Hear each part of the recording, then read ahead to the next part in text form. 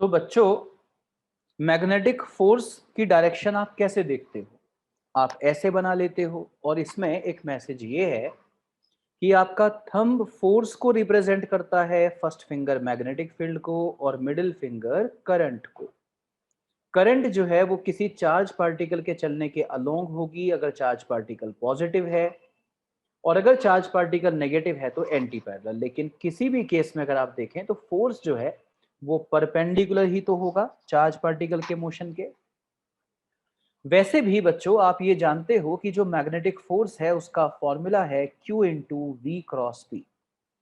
और मुझे लगता है कि क्रॉस प्रोडक्ट के बारे में कैसे, ऐसे तो बहुत सारी काम की बातें हैं, लेकिन सबसे ज्यादा इंपॉर्टेंट बात अगर मैं कहूँ तो ये है कि क्रॉस प्रोडक्ट का जो रिजल्टेंट होता है वो उन दोनों ही वेक्टर के परपेंडिकुलर होता है जिनका क्रॉस प्रोडक्ट निकाला गया। इसलिए मैग्नेटिक फोर्स जो है वो वेलोसिटी के भी परपेंडिकुलर होता है और मैग्नेटिक फील्ड के भी परपेंडिकुलर होता है। तो अगर बच्चों मैग्नेटिक फोर्स वेलोसिटी के हमेशा परपेंडिकुलर होता है तो इससे क्या मतलब निकला? तो आप लोग ये जानते हो कि जब फोर्स वेलोसिटी के पैरेलल होगा तब स्पीड बढ़ेगी, और जब फोर्स वेलोसिटी के एंटी पैरेलल होगा तो स्पीड कम होगी। इसका मतलब अगर फोर्स वेलोसिटी के हमेशा परपेंडिकुलर है तो ऐसा फोर्स कभी भी स्पीड को चेंज नहीं करता, स्पीड सेम बनी रहेगी। तो ये बात आप शुरू से ही जानते थे, ये आपको रेगुलर पता होना चाहिए था कि मैग्नेटिक फोर्स कभी भी स्पीड को चेंज नहीं करेगा। स्पीड चेंज नहीं होगी तो काइनेटिक एनर्जी सेम बनी रहेगी और वर्क कितना होगा? जीरो। इसलिए मैग्नेटिक फोर्स का वर्क हमेशा जीरो होगा। तो प्लीज इस बात को जरा एक बार लिख जरूर दीजिए, वर्क जो है मैग्नेटिक फोर्स का हमेशा जीरो होगा। Work done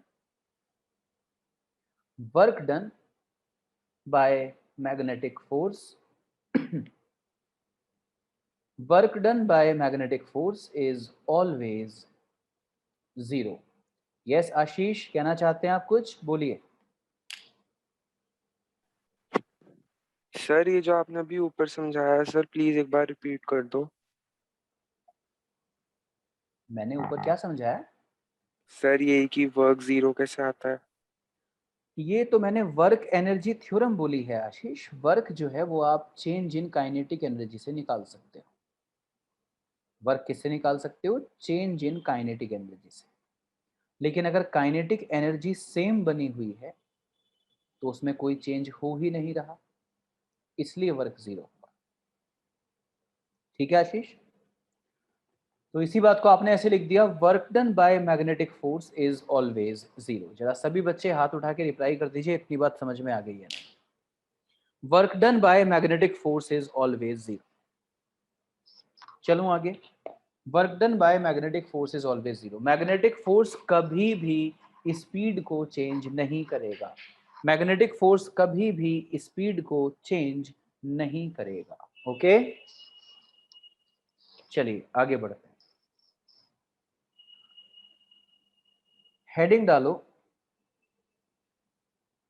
Lawrence force.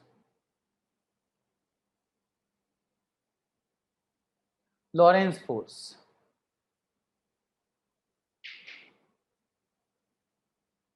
when a charged particle when a charged particle moves in a region where both magnetic field and electric field are present, then net force acting on the particle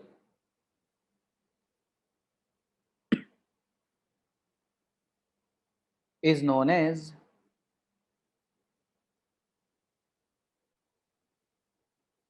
Lorentz force.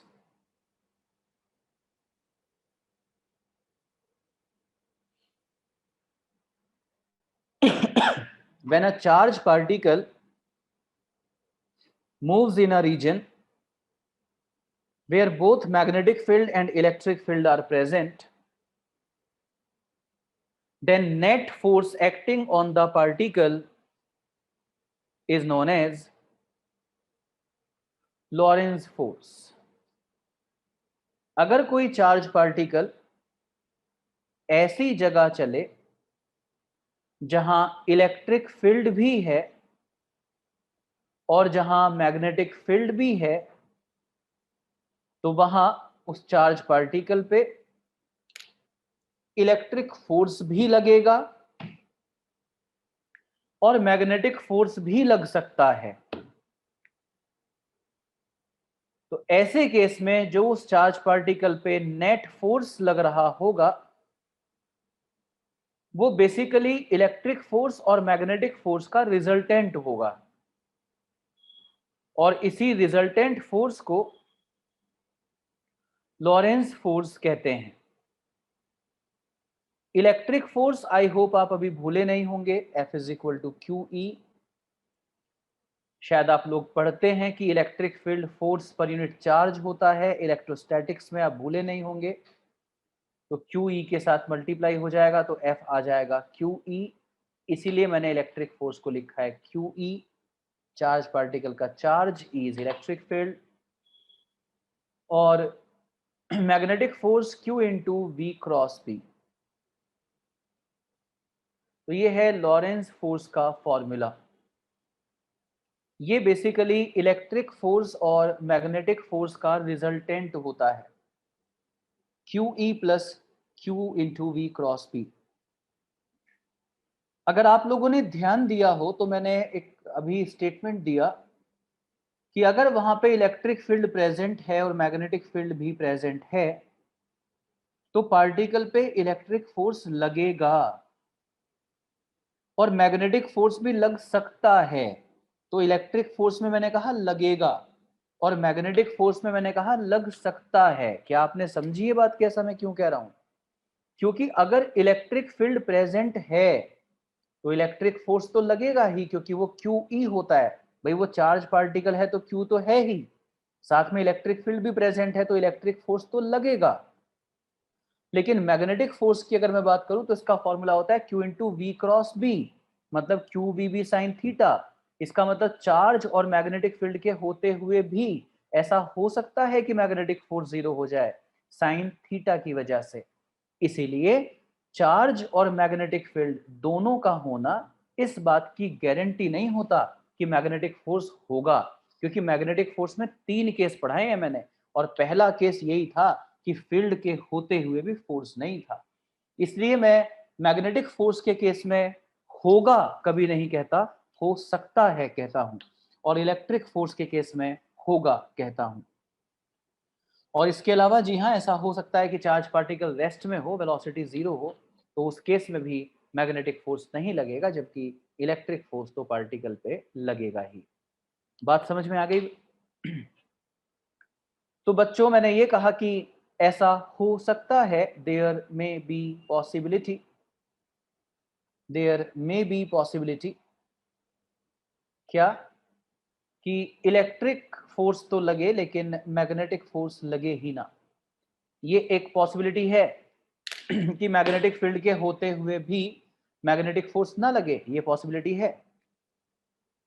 तो ऐसे case में Lawrence force कितना होगा? तो आप कहेंगे sir Lawrence force electric force और magnetic force के रिजल्टेंट को कहते हैं जब चार्ज पार्टिकल ऐसी जगह हो जहां दोनों फील्ड प्रेजेंट हैं, इलेक्ट्रिक फील्ड मैग्नेटिक फील्ड दोनों प्रेजेंट हैं, ऐसी जगह पर कोई चार्ज पार्टिकल चल रहा है तो नेट फोर्स को लॉरेंस फोर्स कहते हैं। तो अगर वहां पर एक ऐसी सिचुएशन आ गई कि मैग्नेटिक फोर्स जीरो हो गया, तो इसको अगर हम जीरो पुट कर दें तो उस केस में नेट फोर्स इलेक्ट्रिक फोर्स के बराबर ही आ जाएगा, और इलेक्ट्रिक फोर्स का फॉर्मूला होता है क्यू ई, मतलब उस पर्टिकुलर सिचुएशन में लॉरेंस फोर्स क्यू ई के बराबर ही होगा। मैंने कहा लॉरेंस फोर्स नेट फोर्स को कहते हैं कब? जब ऐसी सिचुएशन हो जब चार्ज पार्टिकल ऐसी जगह चल रहा हो जिस जगह में इलेक्ट्रिक और मैग्नेटिक दोनों फील्ड प्रेजेंट हैं। ऐसे केस में नेट फोर्स को लॉरेंस फोर्स कहते हैं। तो ऐसा हो सकता है कि दोनों फील्ड के होते हुए भी मैग्नेटिक फोर्स ना लगे, तो उस केस में इलेक्ट्रिक फोर्स ही लॉरेंज फोर्स होगा। बात समझ में आ गई आपको? आगे चलूं? बच्चों, एक टर्म होती है velocity selector region. Velocity selector region, REGION region, velocity selector region. अपने नाम से ही कुछ बता रहा है, वेलोसिटी सेलेक्टर, किसी पर्टिकुलर वेलोसिटी को सेलेक्ट कर ले, ऐसा रीजन वेलोसिटी सेलेक्टर रीजन।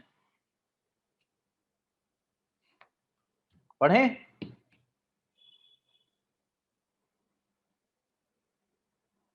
ऐसे लिखिए, in this reason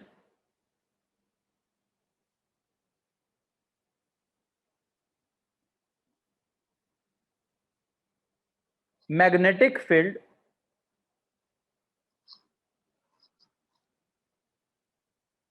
and electric field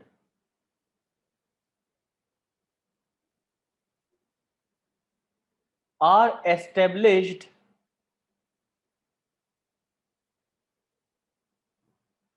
mutually perpendicular.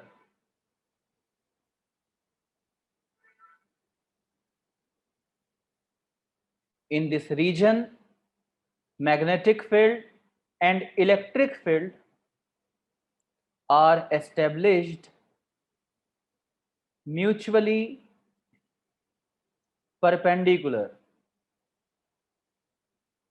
आप देख सकते हैं जैसे स्क्रीन पर, मैग्नेटिक फील्ड मैंने into the plane of paper बनाया है रेड कलर से, और इलेक्ट्रिक फील्ड मैंने अलोंग एक्स एक्सिस बनाया है, दोनों म्यूचुअली परपेंडिकुलर हैं, right?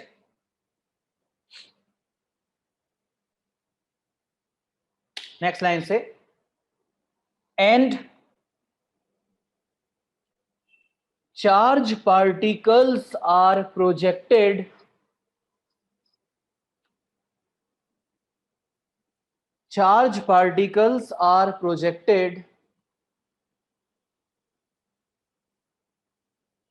perpendicular to both fields.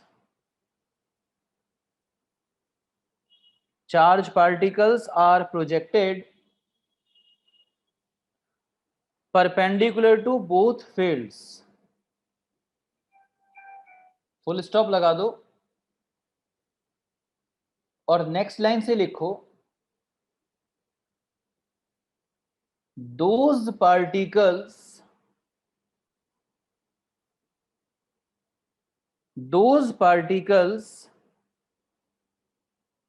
which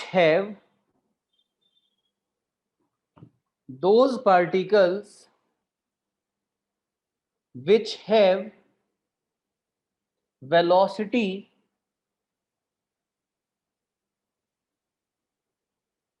equal to ratio of magnitude of electric field to magnetic field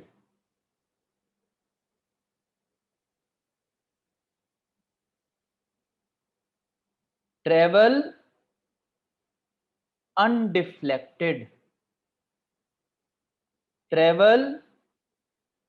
undeflected and rest particles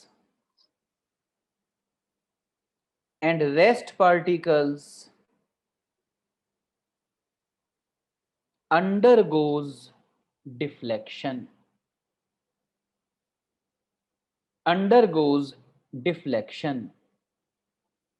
अब जरा हाथ उठा दो जिस बच्चे से मैं बात कर सकता हूं।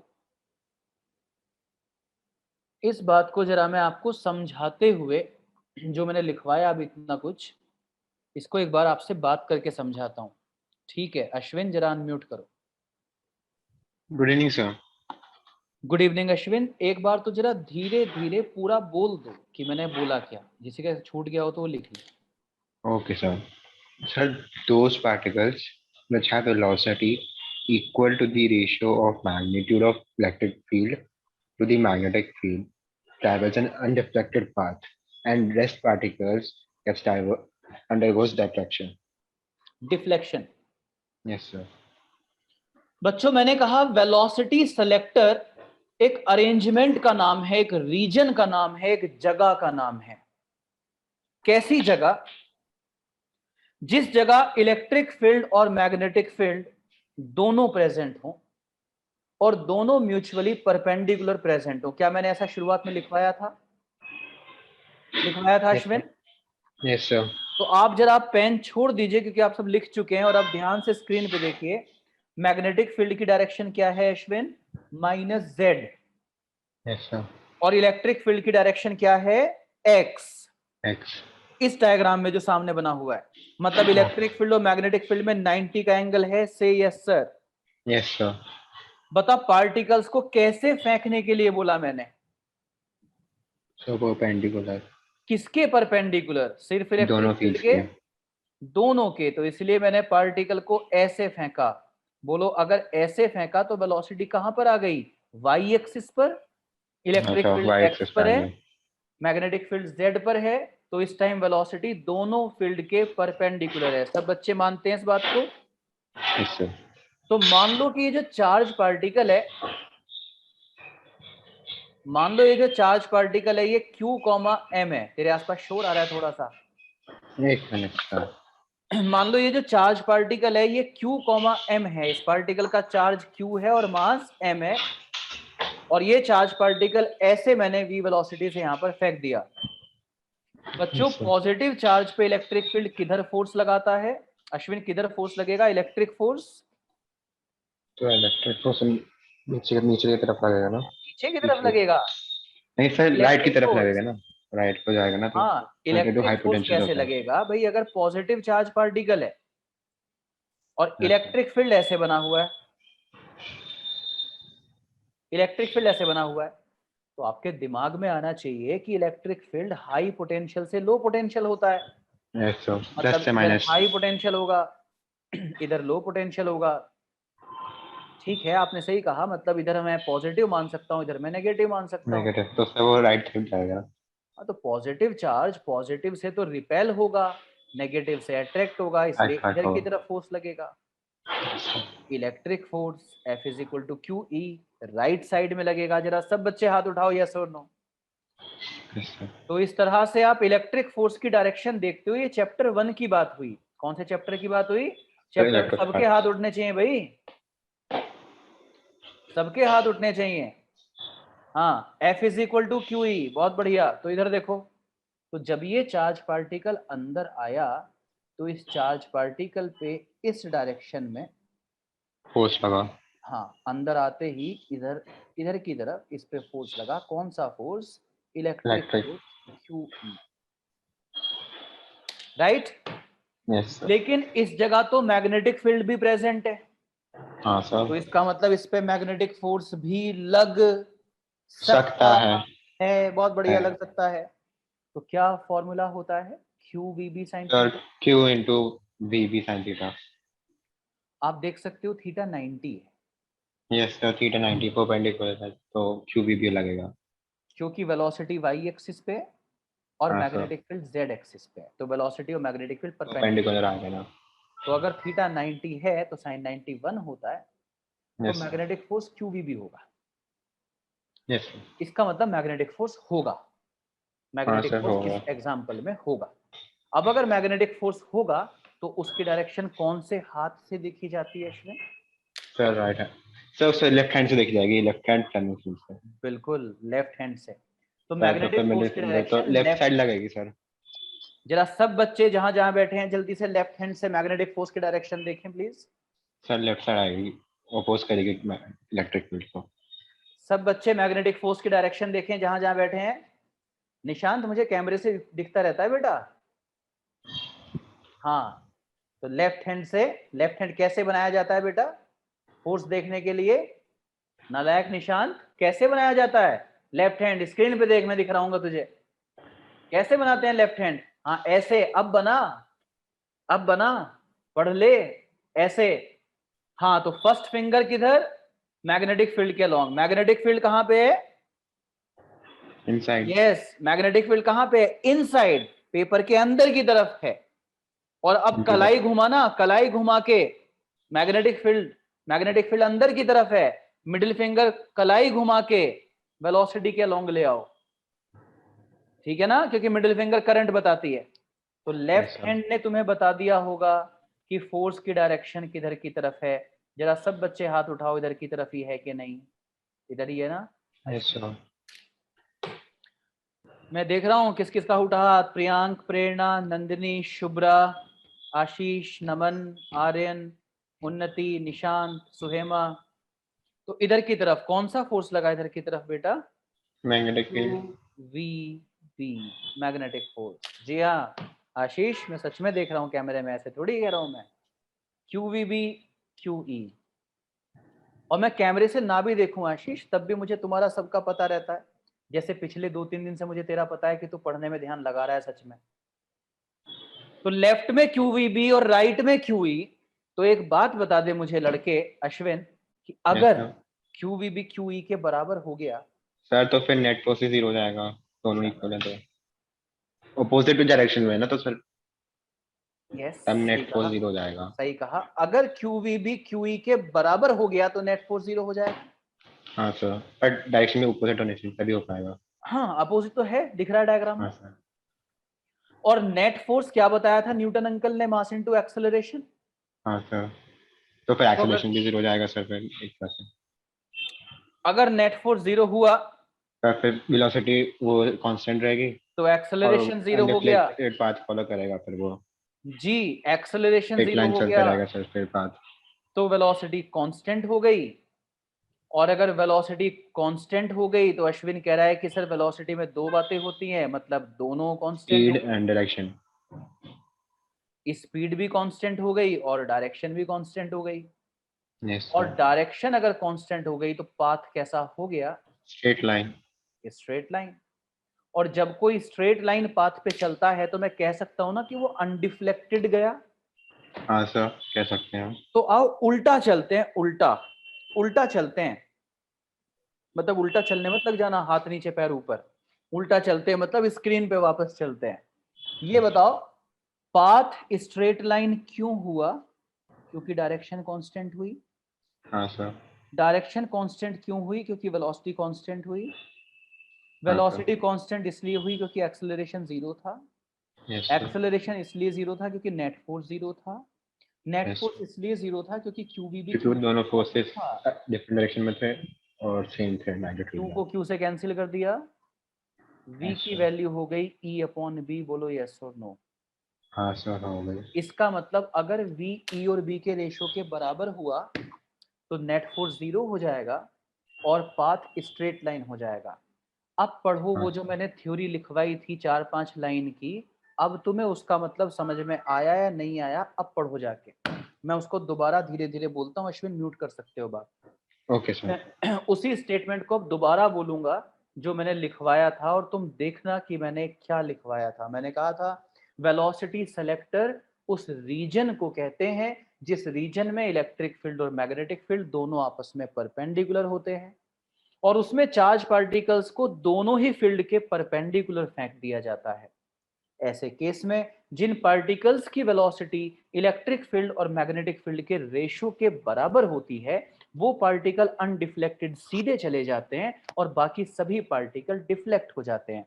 तो मेरा ये कहने का मतलब हुआ कि अगर इस रीजन में ये जो पार्टिकल आप देख रहे हो, ये पार्टिकल यहां से ऐसे ही सीधा चलता चला जाएगा, क्योंकि लेफ्ट और राइट के फोर्स बराबर हैं तो ये बिल्कुल सीधा चलता चला जाएगा। इसका ये मीनिंग हुआ बच्चों कि जैसे ये कोई रीजन है जिसमें मैग्नेटिक फील्ड अंदर की तरफ है और इलेक्ट्रिक फील्ड की डायरेक्शन ऐसे है अच्छे बच्चों, और तुमने इसमें बहुत सारे पार्टिकल्स फेंक दिए ऐसे, और ये सब पार्टिकल्स मान लो अलग अलग वेलोसिटी के हैं, v1 v2 v3 v4 v5। ये सब अलग अलग वेलोसिटी के हैं। तुमने चेक किया कि मैग्नेटिक फील्ड की वैल्यू कितनी है, तुम्हें पता चली वो जो भी वैल्यू है, इलेक्ट्रिक फील्ड की वैल्यू कितनी है वो तुमने चेक किया। उसके बाद तुमने देखा E अपॉन बी कितना आया, तो फॉर एग्जाम्पल तुम्हें E की वैल्यू पता थी, B की वैल्यू पता थी, और E अपॉन बी जब हमने देखा तो मान लीजिए कि वो आ गया 50 मीटर पर सेकेंड। एक एग्जाम्पल दे रहा हूं, तो इसका मतलब ये हुआ कि इनमें से जो भी वेलोसिटी 50 मीटर पर सेकेंड है, इनमें से जो भी वेलोसिटी 50 मीटर पर सेकेंड है, मान लो वो v3 है, तो वो वाला पार्टिकल जिसकी वेलोसिटी 50 मीटर पर सेकेंड है, उसकी वेलोसिटी इलेक्ट्रिक फील्ड और मैग्नेटिक फील्ड के रेशियो के बराबर है, तो वो ऐसे स्ट्रेट लाइन पाथ पे चला जाएगा, और बाकी सब जो है कोई लेफ्ट को तो कोई राइट को डेविएट हो जाएगा। अब हाथ उठाओ, समझ में आया कि नहीं? इस रीजन को कहते हैं वेलोसिटी सेलेक्टर रीजन। हाँ आशीष, बिल्कुल सेम होगा तब भी। इसको बोलते हैं वेलोसिटी सेलेक्टर रीजन। ये रीजन हमें पर्टिकुलर वेलोसिटी सेलेक्ट करा देता है। अगर हमारे पास अलग अलग वेलोसिटी के बहुत सारे चार्ज पार्टिकल्स हैं, और आप कहें सर इनमें से एक पर्टिकुलर चार्ज पार्टिकल जिसकी वेलोसिटी इतनी है वो हमें अलग करना है, तो मैं कहूंगा बताओ कितनी वेलोसिटी वाले पार्टिकल को अलग करना है? आपने मुझे बता दिया कि सर इतनी वेलोसिटी, कोई भी आपने बात बता दी, तो मैं इलेक्ट्रिक फील्ड और मैग्नेटिक फील्ड का रेशियो उतना ले लूंगा जितनी वेलोसिटी तुम मुझे बता रहे हो, और इस रीजन में चार्ज पार्टिकल्स को सबको फेंक दूंगा। जिसकी वेलोसिटी उतनी होगी जो तुमने बताई थी, वो सीधा स्ट्रेट लाइन पाथ पे जाएगा, कोई लेफ्ट को कोई राइट को डेविएट हो जाएगा, और आपके वो पार्टिकल सबसे अलग हो जाएंगे जो आपको अलग चाहिए थे। बात समझ में आ गई बच्चों? वेलोसिटी सेलेक्टर रीजन समझ में आ गया? चलूं आगे मैं? चलें आगे? चलो अब कुछ सवाल करते हैं।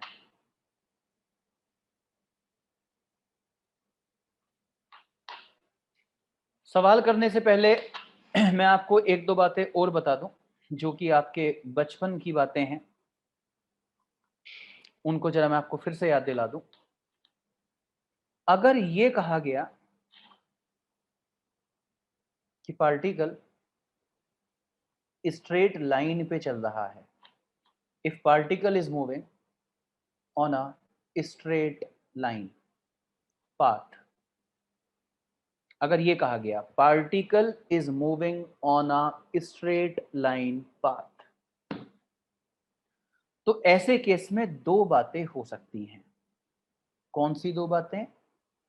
हो सकता है कि पाथ स्ट्रेट लाइन, मतलब पाथ तो स्ट्रेट लाइन बोल ही रखा है, पाथ स्ट्रेट लाइन, हो सकता है कि स्पीड चेंज ना हो रही हो। दूसरी पॉसिबिलिटी कि पाथ तो स्ट्रेट लाइन है लेकिन स्पीड चेंज हो रही हो, स्पीड चेंज हो रही हो। दो पॉसिबिलिटी हो सकती हैं, बोलिए यस और नो। अगर कहा जाए पार्टिकल स्ट्रेट लाइन पाथ पे चल रहा है, पार्टिकल एक लाइन पे चल रहा है, तो दो केस हो सकते हैं, या तो वो अपनी स्पीड को नहीं बदल रहा या वो स्पीड को बदल रहा है। तो अगर वो अपनी स्पीड को नहीं बदल रहा, अगर वो अपनी स्पीड को नहीं बदल रहा और पाथ स्ट्रेट लाइन है, मतलब डायरेक्शन को भी नहीं बदल रहा, तो इस केस में तो वेलोसिटी कांस्टेंट हो जाएगी, और वेलोसिटी कांस्टेंट तो एक्सेलरेशन जीरो, मतलब इस केस में तो नेट फोर्स को जीरो होना ही पड़ेगा। इस केस में तो नेट फोर्स को जीरो होना ही पड़ेगा। लेकिन अगर ऐसा है कि पाथ तो स्ट्रेट लाइन है लेकिन स्पीड बदल रही है, पाथ तो स्ट्रेट लाइन है लेकिन स्पीड बदल रही है, तो अगर कोई बॉल आसमान से जमीन की तरफ आ रही हो तो आप जानते हैं कि उसका पाथ स्ट्रेट लाइन होगा लेकिन स्पीड बदलेगी, उसकी स्पीड बढ़ती जाएगी mg की वजह से। इसका मतलब ये हुआ कि इस केस में पाथ स्ट्रेट लाइन है लेकिन नेट फोर्स जीरो नहीं है, नेट फोर्स जीरो नहीं है, बल्कि नेट फोर्स की कुछ वैल्यू है, पर हाँ नेट फोर्स वेलोसिटी के साथ कोलीनियर जरूर है। यस और नो? ये बहुत कॉन्सेप्चुअल बात है, और पता नहीं तुम में से कितने बच्चे इस बात को समझ पाएंगे या नहीं।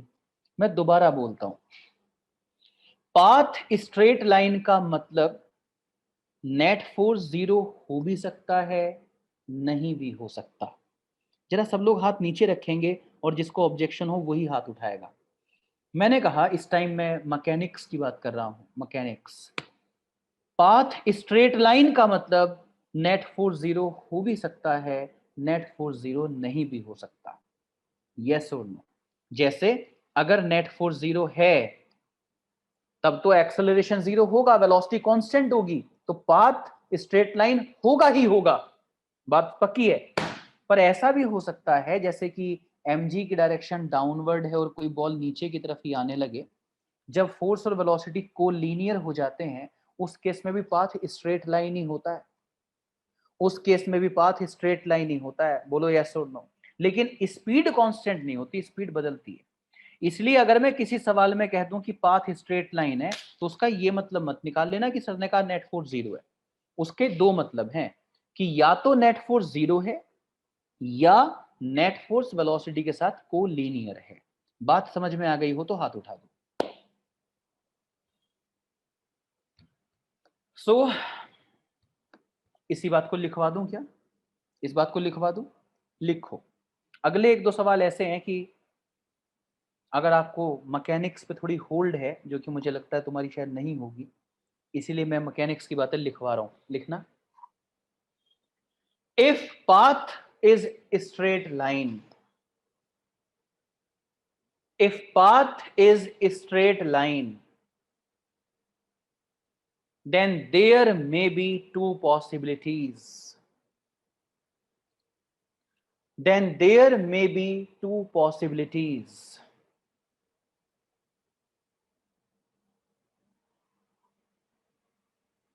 First possibility लिखो, there may be two possibilities. कौन कौन सी टू पॉसिबिलिटीज? देख लो स्क्रीन पे, कौन कौन सी टू पॉसिबिलिटीज? या तो नेट फोर्स जीरो है या नेट फोर्स वेलोसिटी के साथ कोलीनियर है। दो में से एक बात पक्का होगी। अगर पार्टिकल स्ट्रेट लाइन पाथ पे चल रहा है तो इन दो में से एक बात होगी, या तो नेट फोर्स जीरो है या नेट फोर्स और वेलोसिटी कोलीनियर है। Okay okay. अगली बात, अगला पॉइंट। पहला पॉइंट मैंने लिखवाया कि अगर कोई charge particle straight line path पे चल रहा है तो दो बातें हो सकती हैं, या तो नेट फोर्स जीरो होगा या नेट फोर्स और वेलोसिटी कोलीनियर होंगी। दूसरा दूसरा अगर चार्ज पार्टिकल, अगर कोई पार्टिकल, चार्ज पार्टिकल नहीं कोई भी पार्टिकल, अगर कोई पार्टिकल कांस्टेंट वेलोसिटी से चल रहा है, ऐसा बोला गया। अगर सवाल में क्या बोला गया? Particle is moving with constant velocity. अगर बोला गया particle is moving with constant velocity तो फिर कोई दो पॉसिबिलिटी नहीं, फिर एक ही पॉसिबिलिटी होगी। कौन सी एक पॉसिबिलिटी? नेट फोर्स जीरो होगा। फिर दो पॉसिबिलिटी नहीं, फिर एक ही पॉसिबिलिटी होगी। नोट करो। अगर कहा गया चार्ज पार्टिकल या कैसा भी पार्टिकल, मैं कह रहा हूं पूरी फिजिक्स की बात कर रहा हूं मैं, ओनली चार्ज छोड़ कोई भी पार्टिकल, अगर कोई पार्टिकल कांस्टेंट वेलोसिटी से चल रहा है तो फिर एक ही पॉसिबिलिटी होगी कि उस पर नेट फोर्स जीरो होगा।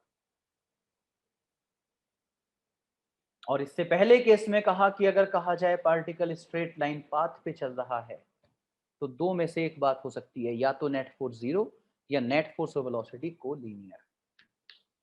डन। मैं एक आखिरी बात मैकेनिक्स की ओर रिवाइज करवाना चाहता हूं। एक आखिरी बात ऐसे बता देता हूं यहीं पे, इसी से जुड़ी हुई बात है, क्योंकि अगर फोर्स कांस्टेंट हो, अगर किसी चार्ज पार्टिकल पे, चार्ज पार्टिकल बोल रहा हूं बार बार, कैसा भी पार्टिकल, कैसा भी चार्ज ही नहीं, कैसा भी, अगर पार्टिकल पे लगने वाला फोर्स कांस्टेंट हो और फोर्स और वेलोसिटी कोलीनियर ना हो, फोर्स और वेलोसिटी कोलीनियर, कोलीनियर मतलब पैरेलल एंटी पैरेलल, फोर्स और वेलोसिटी कोलिनियर ना हो और फोर्स कांस्टेंट हो तो पार्टिकल का पाथ हमेशा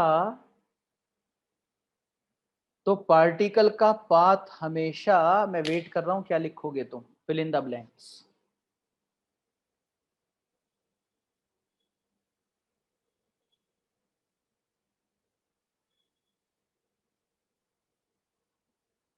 सही आंसर देने पर मेरी तरफ से समोसा, बारिश का मौसम हो रहा है, समोसा और चटनी मेरी तरफ से। सही आंसर दिया तो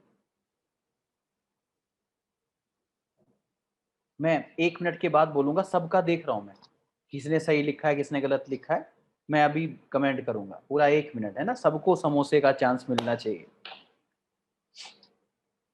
अगर फोर्स कांस्टेंट है, फोर्स और वेलोसिटी कोलिनियर नहीं है, तो पाथ कैसा होगा? और मुझे अभी तक कमेंट बॉक्स में सिर्फ कार्तिक, खुशी, दिव्योम और सुहेमा के रिप्लाई मिले हैं, 4 बच्चों के। निशांत, अश्विन, पाथ पूछ रहा हूं, आर्यन पाथ, स्पीड कैसी होगी नहीं पूछ रहा हूं, पाथ। पाथ मतलब स्ट्रेट लाइन होगा, सर्कल होगा, हाइपरबोला होगा, इलिप्टिकल होगा, पाथ पूछ रहा हूं आर्यन। अगर फोर्स कांस्टेंट है, फोर्स और वेलोसिटी कोलिनियर नहीं है, तो पाथ कैसा होगा ये पूछ रहा हूं। कार्तिक, तू आंसर बदल तो नहीं रहा ना? तूने पहले क्या आंसर दिया था, लेट मी चेक। कार्तिक, तू आंसर बदल रहा है? एक बार सोच लो दोबारा से। चलो, मैं अभी तक तुमने क्या कहा है मैं सब मिटा रहा हूं। दोबारा सोच के दे दो। दोबारा, फोर्स कांस्टेंट है, पार्टिकल पे लगने वाला फोर्स कांस्टेंट है, पर फोर्स और वेलोसिटी कोलिनियर नहीं है, तो पाथ कैसा होगा पार्टिकल का? प्रेरणा,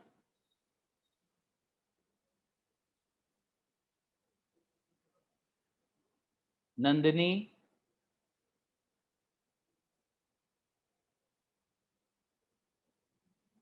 आर्यन,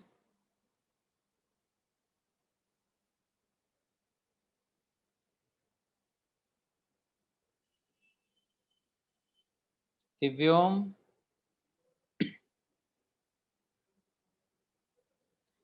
मेरी बारी। बच्चों,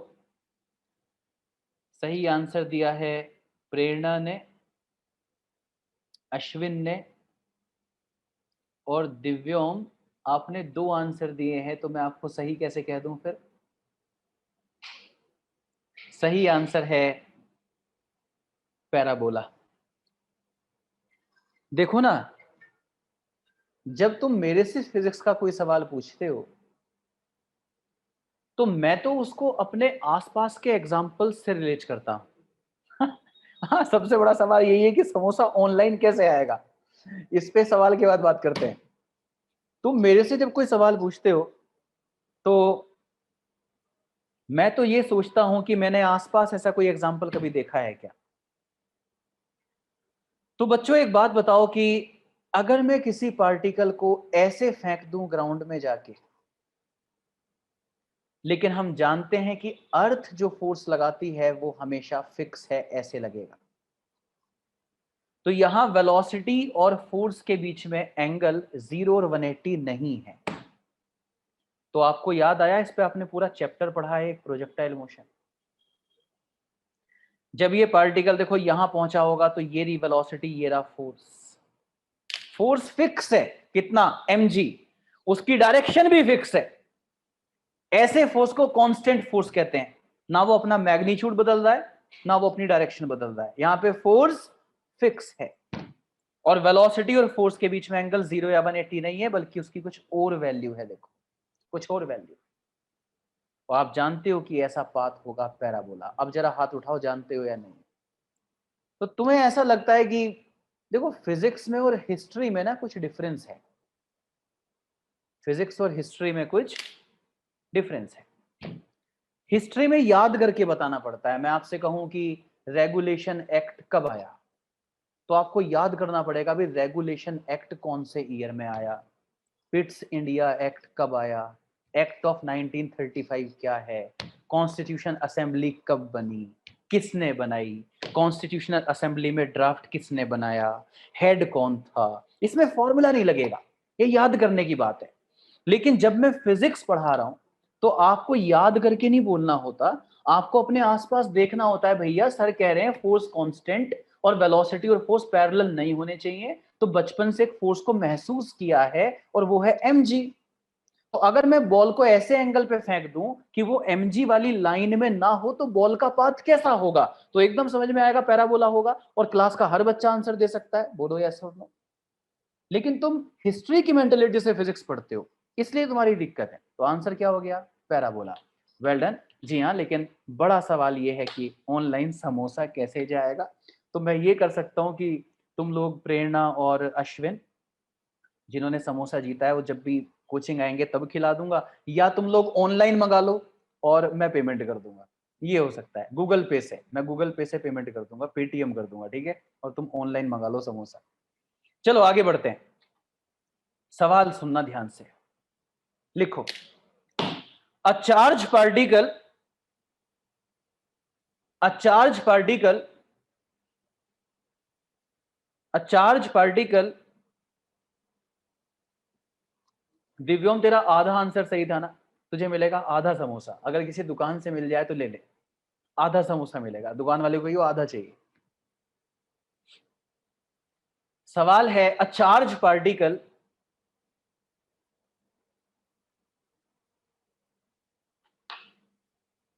is moving on a straight line path. A charged particle is moving on a straight line path in a gravity free region. A charged particle is moving on a straight line path in a gravity free region. Which of the following possibility, which of the following possibility may be there? Which of the following possibility may be there? चार option दे रखे हैं, चार option दे रखे हैं, note कर लीजिए।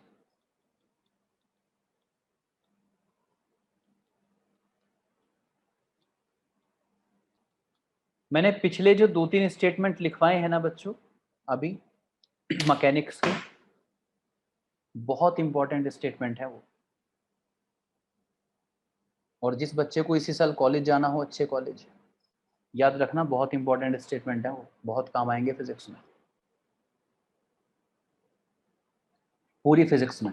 Only magnetism के नहीं लिखवाया मैंने, पूरी फिजिक्स के लिए बताई वो बात, जो भी लिखवाया 2-3 स्टेटमेंट। तो सवाल है कि a charge particle is moving on a straight line path in a gravity free region, which of the following possibility में बी देयर। एक charge particle straight line path पे चल रहा है ग्रेविटी फ्री रीजन में, वहां क्या पॉसिबिलिटी हो सकती है? पहला ऑप्शन कह रहा है कि उस जगह इलेक्ट्रिक फील्ड और मैग्नेटिक फील्ड दोनों जीरो हैं। दूसरा ऑप्शन कह रहा है इलेक्ट्रिक फील्ड जीरो है लेकिन मैग्नेटिक फील्ड प्रेजेंट है। तीसरा ऑप्शन कह रहा है इलेक्ट्रिक फील्ड प्रेजेंट है, नॉन जीरो मतलब प्रेजेंट, मैग्नेटिक फील्ड जीरो है। और फोर्थ ऑप्शन कह रहा है कि ऐसा हो सकता है कि दोनों ही फील्ड प्रेजेंट हैं। तो बच्चों मोर देन वन यहां पे करेक्ट हो सकते हैं, जो भी करेक्ट हो सकते हैं आपको सारे चूज करने हैं, राइट? तो बच्चों एक बात बताओ, पहले ऑप्शन पे बात करें, इलेक्ट्रिक फील्ड जीरो है इसका मतलब इलेक्ट्रिक फोर्स नहीं लगेगा। मैग्नेटिक फील्ड जीरो है मतलब मैग्नेटिक फोर्स भी नहीं लगेगा। ग्रेविटी फ्री स्पेस है मतलब ग्रेविटेशनल फोर्स भी नहीं लगेगा, ना इलेक्ट्रिक फोर्स लगेगा ना मैग्नेटिक फोर्स लगेगा, ना ग्रेविटेशनल फोर्स लगेगा, मतलब कोई फोर्स नहीं लगेगा।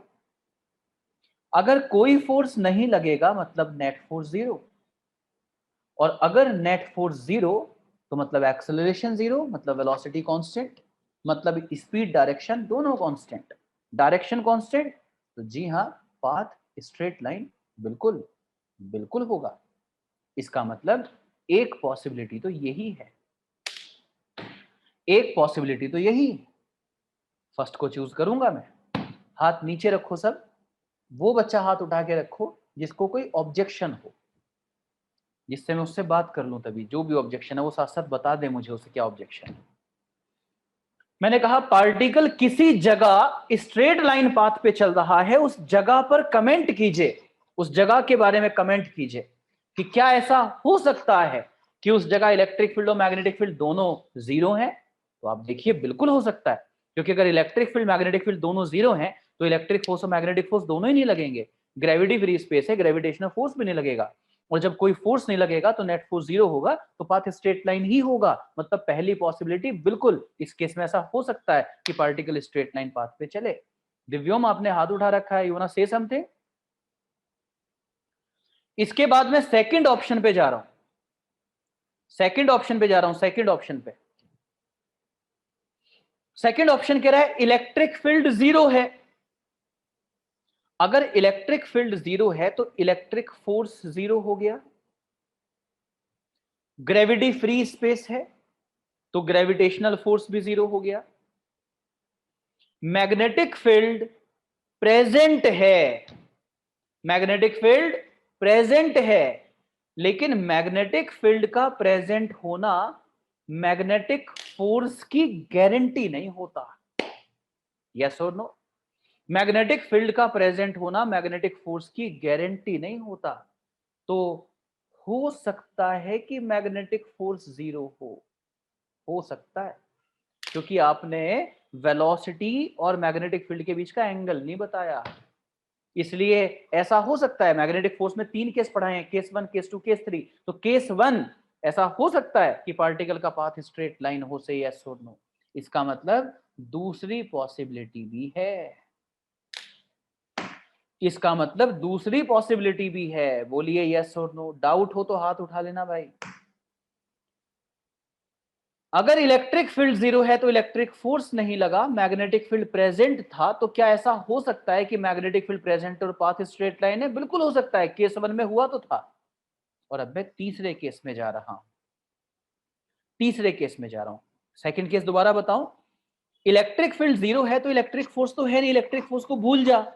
मैग्नेटिक फील्ड प्रेजेंट है, तो सवाल क्या बन गया कि क्या ऐसा हो सकता है कि मैग्नेटिक फील्ड प्रेजेंट है और पाथ स्ट्रेट लाइन हो?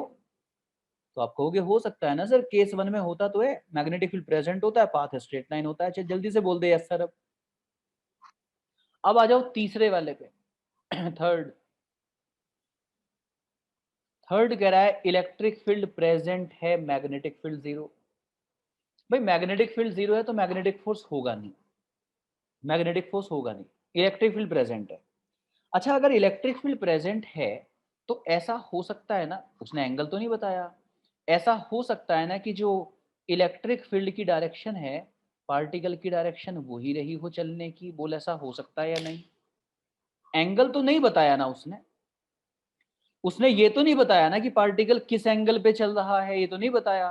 पॉसिबिलिटी बोल के छोड़ दिया, तो तुम्हें सब तरफ नजर घुमानी है।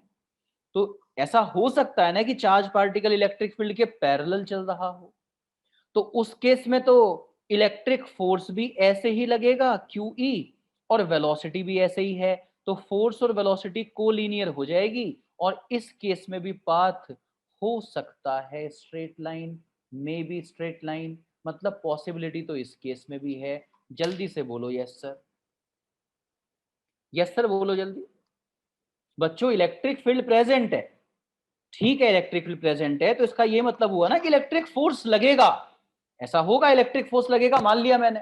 पर ऐसा हो सकता है ना कि इलेक्ट्रिक फोर्स उधर ही लगे जिधर पार्टिकल की वेलोसिटी है, तो उस केस में तो इलेक्ट्रिक फोर्स और वेलोसिटी में 0 डिग्री का एंगल हो जाएगा, कोलिनियर हो जाएंगे। और कोलिनियर हो जाएंगे तो पाथ स्ट्रेट लाइन होगा। उसने मुझसे कहा पॉसिबिलिटी ढूंढो, मुझे पॉसिबिलिटी मिल गई तो मैं कहूँगा हाँ पॉसिबिलिटी तो है। और आखिरी तो मैं क्या बताऊँ, क्या वेलोसिटी सेलेक्टर रीजन में ऐसा नहीं होता? बोलो यस और नो। इलेक्ट्रिक फील्ड और मैग्नेटिक फील्ड दोनों प्रेजेंट है, तो देखो वेलोसिटी सेलेक्टर रीजन दोनों प्रेजेंट होते हैं, और तब भी कुछ ऐसे पार्टिकल होते हैं जो स्ट्रेट लाइन पाथ पे चलते हैं।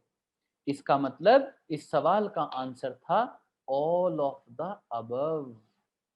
इस सवाल का आंसर था ऑल ऑफ द अबव, इन सभी पॉसिबिलिटीज में ऐसा होगा। बच्चों ये जो टॉपिक चल रहा है, ये टॉपिक की अभी एक क्लास मंडे और होगी, तब ये टॉपिक कंप्लीट होगा। ठीक है, चलिए यहाँ से आगे मंडे मिलूंगा और इन्हीं सवालों की प्रैक्टिस होगी। उसके बाद हम बात करेंगे परमानेंट मैग्नेट्स की, वहां से आगे परमानेंट मैग्नेट, मैग्नेटिक मोमेंट, ये बातें शुरू होंगी। थैंक यू सो मच, मैं आपसे मिलूंगा अब मंडे। Thank you.